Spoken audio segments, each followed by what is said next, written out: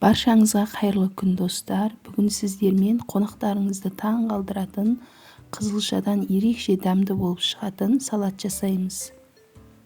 Бұл салаттың жасалу жолы өте оңай. Ол үшін видеоны соңына дейін көріңіз және де менің каналыма тіркелуді ұмытпаңыз.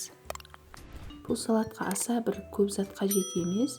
Бұған тек қана 2 піскен қызылша, 1 бас қызыл пияз, 2 түйір сарымсақ, аскөктер, яғни укроп пен петрушка, қара бұрыш және қызыл тәтті паприка, тұз және банкадағы жүгері болса болды. Ең алдымен бір таза ыдысымызды алып, оған қызылшаларымызды видеодағыдай етіп 4 бұрыштап турап саламыз. Мен қызылшаны алдын ала суда пісіріп алдым. Егер де сіздерде уақыт аз болып жатса, микроволновкада немесе қызып тұрған пеште жарты сағаттың көлемінде қызылшаны пісіріп алуға болады.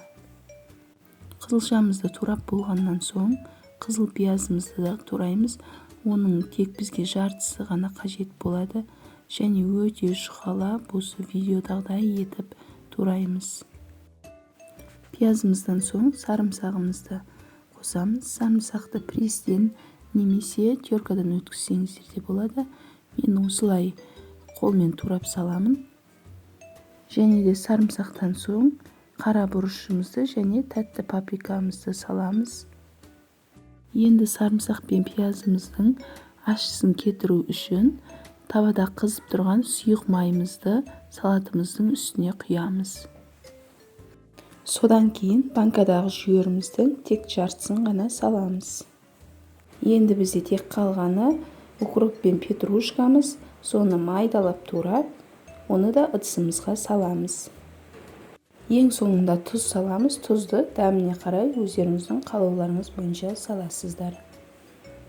Сосын барлығын жақсылап араластырып, тарелкамызға сала берсек болады. Осымен салатымыз дайын. Бұл салатты көбінесе көктем мезгілінде жасап жегендеріңіз дұрыс.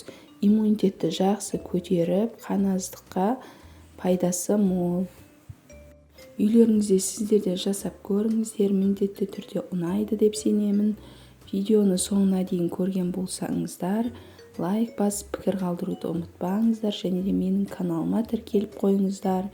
Келесі видеоларда кездескенше аман сау болыңыздар.